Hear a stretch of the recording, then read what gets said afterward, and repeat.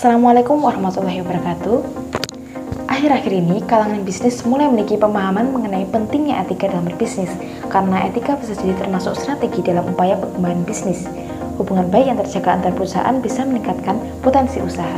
Lalu apa yang dimaksud dengan etika bisnis? Selain itu, setiap bisnis memiliki corporate social responsibility kepada lingkungan atau masyarakat tempatnya berdiri. Sifat tanggung jawab sosial ini wajib, dan apabila tidak dilakukan, bisnis bisa terancam terkena sanksi. Lalu apa itu corporate social responsibility? Nah, di sini kita akan membahas etika bisnis dan corporate social responsibility bersama dengan saya, Lintang Dwi Pangsu Isman Atsya, nomor absen 16 dari kelas 1G D4 Akuntansi Manajemen. Bahasan yang akan kita bahas pada kesempatan kali ini yang pertama adalah pengertian etika bisnis. Yang kedua adalah prinsip etis dalam berbisnis, lalu yang terakhir adalah mengenai corporate social responsibility. Bahasan yang pertama adalah pengertian etika bisnis. Etika bisnis dapat diartikan sebagai pengetahuan tentang tata cara ideal, pengaturan dan pengelolaan bisnis yang memperhatikan norma dan moralitas yang berlaku secara universal dan secara ekonomi atau sosial, dan pengeterapan norma dan moralitas ini menunjang maksud dan tujuan kegiatan bisnis. Secara sederhana, etika bisnis merupakan suatu tindakan yang dikerjakan dalam kegiatan bisnis dengan menaati peraturan di masyarakat maupun organisasi. Ada beberapa peran yang penting dalam etika bisnis, yaitu yang pertama yaitu mengkritik proses penciptaan nilai dalam organisasi dan ekonomi pasar bebas. Yang kedua, menjelaskan bagaimana keputusan dibuat dalam organisasi dan mengklasifikasinya sebagai moral. Yang ketiga adalah mempertimbangkan kombinasi pengalaman dan pengetahuan dalam ilmu sosial untuk memperoleh nilai yang dipertahankan dalam organisasi. Dan yang terakhir, menjelaskan bagaimana membuat keputusan yang menghormati prinsip-prinsip moral.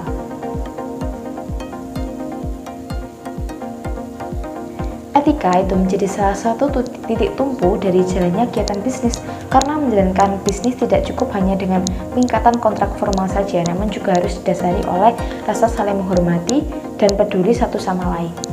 Nah, agar pembahasannya lebih jelas, untuk ditangkap kali ini kita akan melihat video mengenai contoh kegiatan etika bisnis.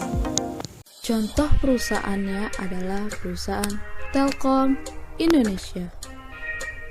Telkom Indonesia adalah perusahaan informasi komunikasi yang menyediakan jaringan telekomunikasi di Indonesia.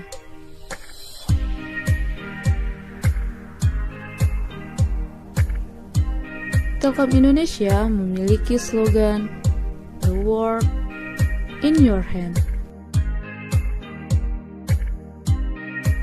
Sedangkan budaya Telkom bernama Telkom Way. Budaya perusahaan Telkom dijadikan acuan oleh perusahaan dalam berpikir dan bertindak oleh setiap karyawannya. Dengan Telkom Way diharapkan sikap karyawan memiliki pemikiran dan tujuan yang sama.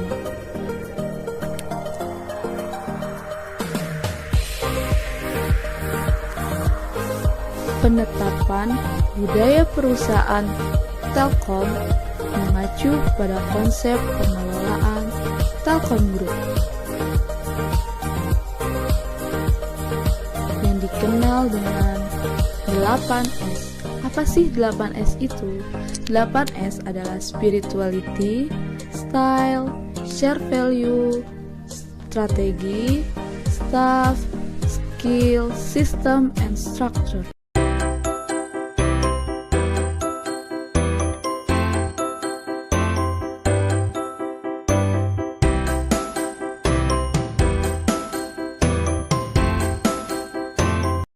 Dari PT Pandawa, tempat pergantian label dari makanan-makanan kadaluarsa. Kalau kita lihat ada berbagai macam sekali produk makanannya, karena di sini pun ada 4 lantai dan banyak sekali makanan yang sudah kadaluarsa dan diganti labelnya oleh PT Pandawa ini. Kalau kita lihat ada mayones, kemudian ada selai, ada saus tomat, ada daging, ada juga produk-produk makanan bayi seperti susu, marshmallow, dan lain sebagainya. Sekarang saya akan menunjukkan bagaimana mekanisme pergantian dari label tersebut. Untuk proses penggantian label sendiri berbeda produk, berbeda pula mekanismenya. Kalau untuk produk dengan botol plastik seperti ini, mereka cukup melepas yang asli, kemudian mereka akan membuat dengan warna dan tulisan yang sama dan menempelkannya kembali, hanya cukup mengganti tanggal kadaluarsanya. Kalau untuk produk kaca seperti ini, dari botol kaca, ini mereka harus menghapus tulisan hitamnya terlebih dahulu. Mereka akan menghapusnya dengan cairan M3, kemudian mereka cukup menembakkan tulisannya dengan alat ini, dan ini tintanya, kemudian mereka langsung dapat menembakkan tulisannya dengan mirip, sehingga kita konsumen sulit membedakan mana yang asli dan mana yang sudah diganti begitu tanggalnya. Kalau untuk bungkus plastik seperti ini juga sama dengan botol kaca, dihapus dan ditembak dengan tinta begitu. Nah, kalau untuk kardus seperti ini cukup sulit caranya. Mereka harus menghapus tulisannya. Setelah menghapus, karena ada kerusakan sedikit, mereka akan menyablonnya dengan warna yang sama, serupa seperti itu. Kemudian mereka juga akan menembaknya dengan tulisan. Dan modus yang terakhir, mereka akan melepas semua tulisan atau tanggal kadaluarsa yang tercantum di dalam kardus. Dan ini juga yang memprihatinkan karena pemilik toko ataupun pemilik pasar swalayan ini tidak menyadari begitu, kalau ada, tidak curiga begitu kalau ada tulisan yang dirobek seperti ini, berarti ini sudah diganti tanggal kadaluarsanya. Dan yang prihatinnya lagi juga banyak sekali produk-produk untuk bayi dan makanan seperti ada susu formula dan lain sebagainya. Dan ini adalah bahan-bahan makanan yang kita konsumsi sehari-hari. Ada mayones, kemudian ada dressing salad, sampai ada snack, selai, dan juga masih banyak lagi. Dan PT Pandawa ini sudah beroperasi sejak 2 tahun yang lalu, tepatnya di tahun 2014. Pendistribusiannya sendiri mulai di tahun 2016, dan mereka mendistribusikan di sejumlah pasar swalayan dan juga minimarket-minimarket besar yang ada di Indonesia. Dari Jakarta, Maria Lizia Al-Hasni, Arija Yusman, Metro TV. Selanjutnya, bahasan yang kedua adalah prinsip etis dalam berbisnis. Secara umum, prinsip-prinsip yang dilakukan dalam berbisnis itu tidak terlepas pada keseharian kehidupan sosial manusia pada umumnya. Prinsip-prinsip tersebut sangat erat kaitannya dengan nilai-nilai yang terdapat di masyarakat. Ada beberapa prinsip etis bisnis menurut dari pendapat Muklis, yaitu di antaranya yang pertama adalah prinsip ekonomi. Kebijakan perusahaan yang dipusatkan pada pengembangan visi dan misi perusahaan yang juga berorientasi pada kesejahteraan dan kemakmuran semua pekerja. Yang kedua ada prinsip kejujuran.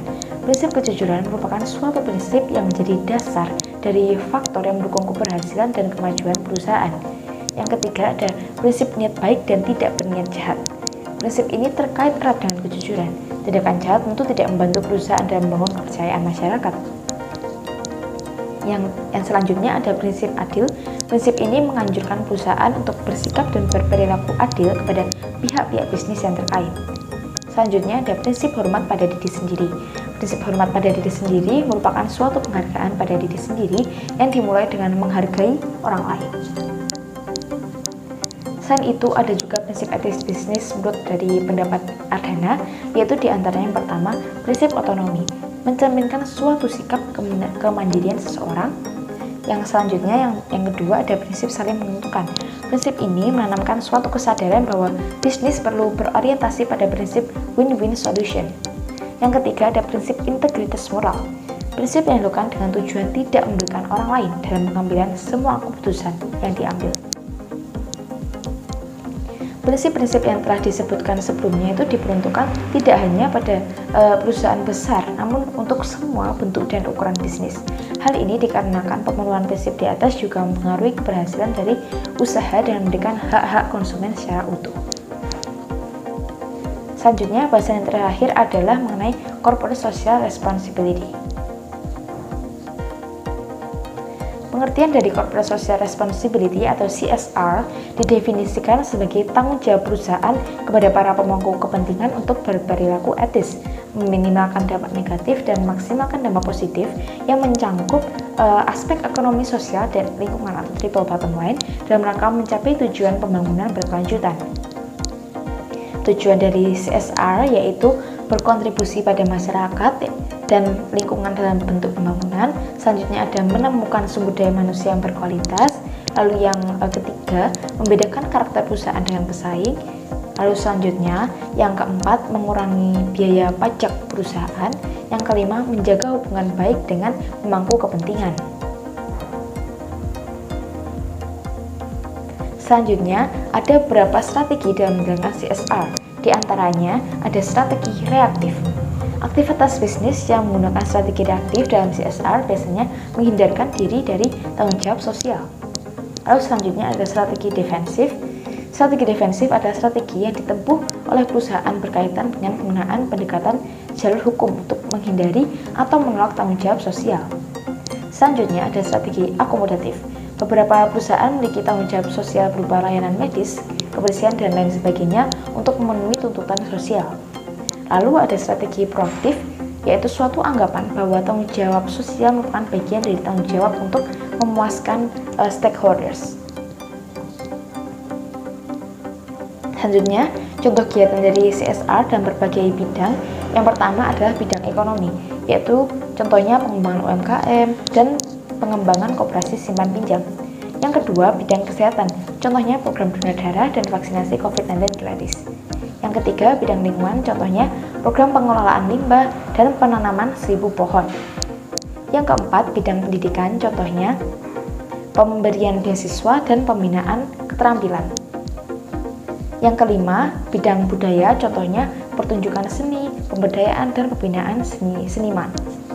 Yang keenam, bidang infrastruktur, contohnya pembangunan tempat ibadah dan perbaikan fasilitas umum. Tanggung jawab sosial organisasi atau CSR menilai berbagai hal secara berbeda. Tanggung jawab sosial perlu dipilih berdasarkan dari kebutuhan sosial yang juga berbeda-beda.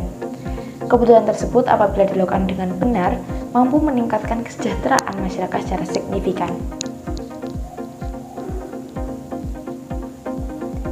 Sekian penjelasan dari saya, apabila ada kurang lebihnya mohon dimaafkan. Akhir kata, wassalamualaikum warahmatullahi wabarakatuh.